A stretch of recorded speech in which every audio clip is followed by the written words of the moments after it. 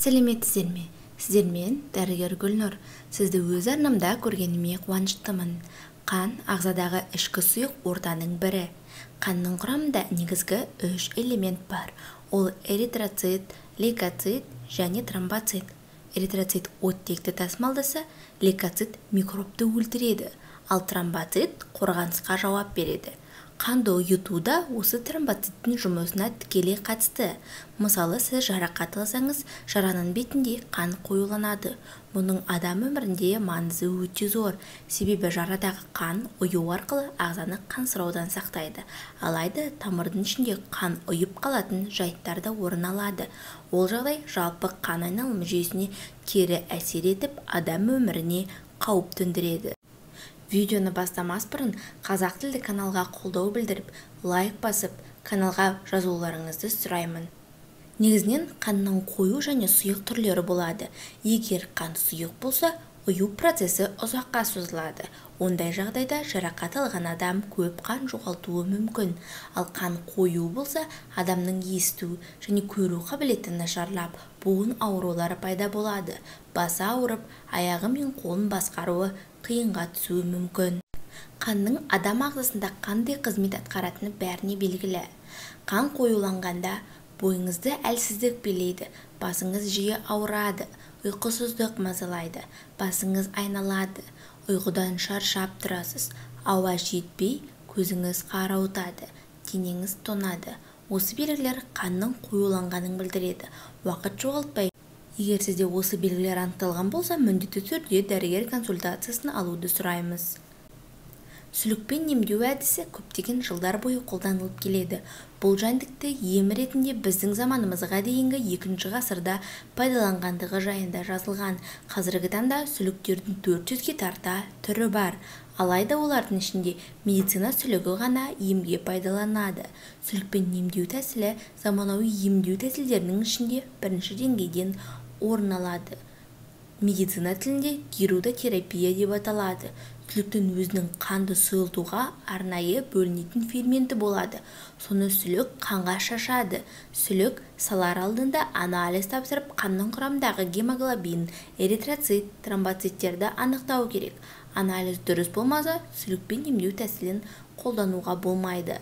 Мамандардың айтуынша, адамнан қан алу қандағы плазма құрамындағы лимфоциттердің мөлшерін өзгертеді. Ал сүлік сілекейінде 40-қа жуық ферменттер бар. Бұл ферменттер адам ағзасына қанның, жасушалардың, лимфалардың микроциркуляциясын жақсартып, қалпына келтіреді. Нәтижесінде қан мүшелердің үсуі басылып, дертке ем болуы мүмкін.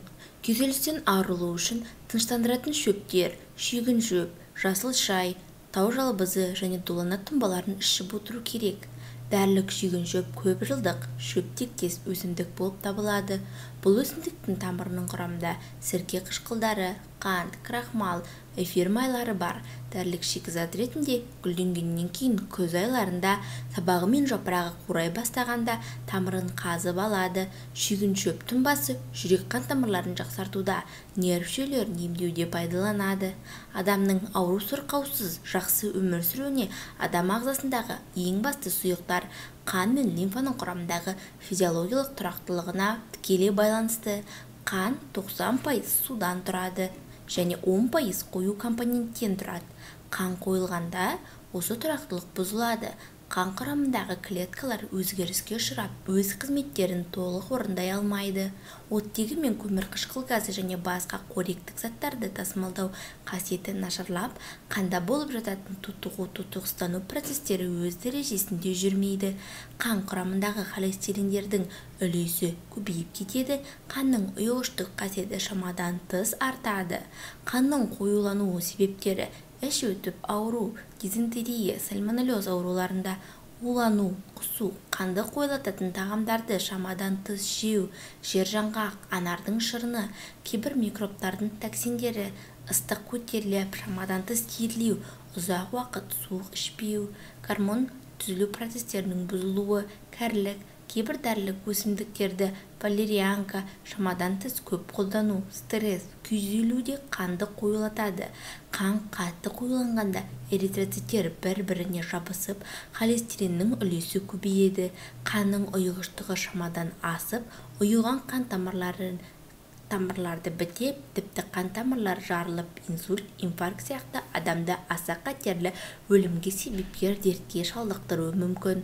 Сондықтан қан қоюланбауы үшін таза, яғни бұлақ артезиан суларын, газдалған, хлорлы емес, көбірек ішкен дұрыс. Қанды сұйылту үшін имбирь қосылған көк шайды ішкен дұрыс. Оны дайындау үшін имбирді тазалап, ұсақтап кесіп турайсыз. Үстіне су қойып, отқа қойып, бірнеше минут қайнаған соң сұйықтықты сүзіп алып, көк шайға саласыз. Бұл шайды 15-25 минуттай тұндырып қою керек. Шайды күніне 4-5 рет қайталап демдеп ішсеңіз, бойыңызды билеген ауыртпалықтан арыласыз.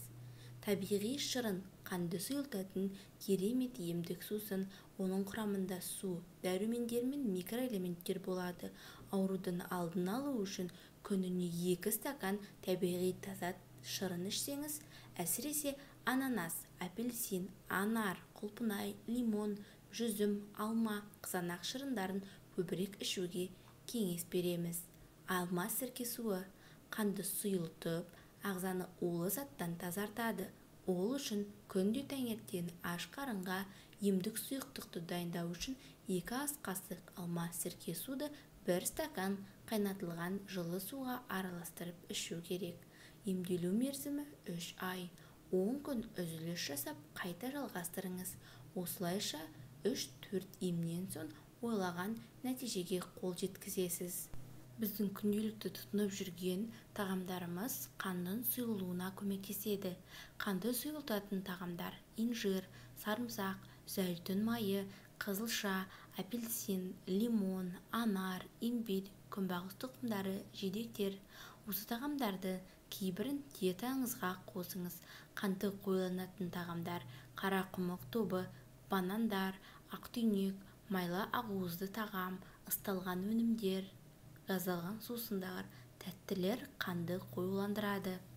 Таңертең ұйқыдан тұра сала таза су ішсеңіз, талай аурудың алдын аласыз. Қанды судың көмегімен сұйылтуға болады. Жалпы адамдар өте аз мөлшерде су ішеді, ал ағзада судың көлемі аз болуы қанның қоюлануына әкеліп соғады. Қан сұйылту үшін адам тәулігіне 1,5 литр таза су ішу керек. Қан қою болса, адамның есту және көру қабілеті нашарлап, буын аурулары пайда болады. Басы ауырып, аяғы мен қолын басқаруы қиынға түсуі мүмкін. Біздің ағзамыздың 70% судан тұрады, ал ғалымдар адам бойындағы судың мөлшері небәрі 2%-ға азайса, күш-қуатымыз 20%-ға әлсірейтіндігін дәлелдеген. Мұндай қатерге жол бермеу өз қолыңызда. Осымен бүгінгі видеомыз аяқталды. Сіздермен болған дәрігер Гүлнұр. Қазақша каналға қолдау білдіріп, лайк басып, өз пікірлеріңізді қалдырып, каналға жазылуларыңызды сұраймыз. Сау болыңыздар.